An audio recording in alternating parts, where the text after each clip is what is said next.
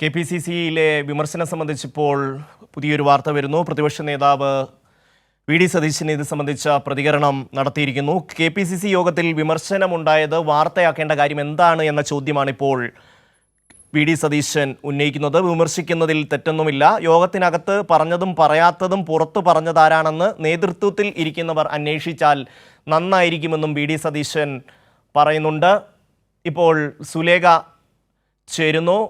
സുലേഖ, വളരെ കൃത്യമായി തന്നെ വി.ഡി. സതീശൻ ലക്ഷ്യം വെക്കുന്നത് കെ.പി.സി.സി അധ്യക്ഷൻ കെ സുധാകരനെയാണെന്ന് വ്യക്തമാവുകയാണ്. എന്തൊക്കെയാണ് വി.ഡി. സതീശൻ ഇത് സംബന്ധിച്ച് പ്രതികരിച്ചത്? ഷമി, കഴിഞ്ഞ ദിവസം പ്രതിപക്ഷ നേതാവിൻ്റെത് സമാന്തര രാഷ്ട്രീയ പ്രവർത്തനം എന്ന രീതിയിലായിരുന്നു പുറത്തു വന്ന വാർത്തകൾ. അത്തരത്തിലായിരുന്നു ഈ കെ.പി.സി.സി നേതൃയോഗത്തിൽ വന്ന ചർച്ചകൾ എന്നാണ് ആ സംഭവത്തിലാണ് ഇപ്പോൾ വി.ഡി. സതീശൻ പ്രതികരണവുമായി വന്നിട്ടുള്ളത്. കെ.പി.സി.സി യോഗത്തിൽ വിമർശനമുണ്ടായത് വാർത്തയാക്കേണ്ട കാര്യം എന്താണ്? വിമർശനത്തിന് താൻ അതീതനല്ല എന്നുള്ള ഒരു കാര്യമാണ് വി.ഡി. സതീശൻ ഇന്ന് വ്യക്തമാക്കിയിട്ടുള്ളത്. ഈ യോഗത്തിന് അകത്തും പുറത്തും നടന്ന കാര്യങ്ങൾ ആരാണ് ഇത്ര വലിയ രീതിയിൽ പുറത്ത് എത്തിച്ചത്? അത് കൃത്യമായി അന്വേഷിക്കണം എന്നുള്ളതാണ് വി.ഡി. സതീശൻ പറഞ്ഞു വെക്കുന്നത്.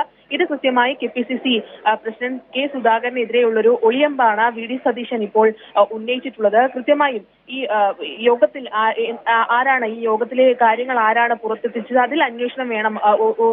ഉന്നത തലത്തിൽ ഇരിക്കുന്നവർ ഈ ഒരു സംഭവത്തിൽ കൃത്യമായ അന്വേഷണം നടത്തണം എന്നുള്ള കാര്യമാണ് വി.ഡി. സതീശൻ പറഞ്ഞു വെച്ചിട്ടുള്ളത്. കഴിഞ്ഞ ദിവസം ചേർന്ന അടിയന്തര ഭാരവാഹി യോഗത്തിലാണ് ഇത്തരത്തിൽ പ്രതിപക്ഷ നേതാവിൻ്റെത് സമാന്തര രാഷ്ട്രീയ പ്രവർത്തനമാണെന്നുള്ള ആരോപണങ്ങൾ ഉന്നയിച്ചിട്ടുണ്ടായിരുന്നത്.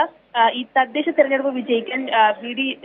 സതീശന്റെ പദ്ധതിയാണ് മിഷൻ 2025. പക്ഷേ ഈ പരിപാടി നടപ്പാക്കുന്നത് സതീശൻ ഏകപക്ഷീയമായിട്ടെന്നാണ് ഈ ഭാരവാഹി യോഗത്തിൽ കെ.പി.സി.സി ഭാരവാഹി യോഗത്തിൽ അധ്യക്ഷൻ കെ സുധാകരനെതിരെ ഒളിയമ്പുമായി പ്രതിപക്ഷ നേതാവ് വി.ഡി. സതീശൻ രംഗത്ത് വന്നിരിക്കുന്നു. സുലേഖയാണ് വിവരങ്ങൾ നൽകിയത്.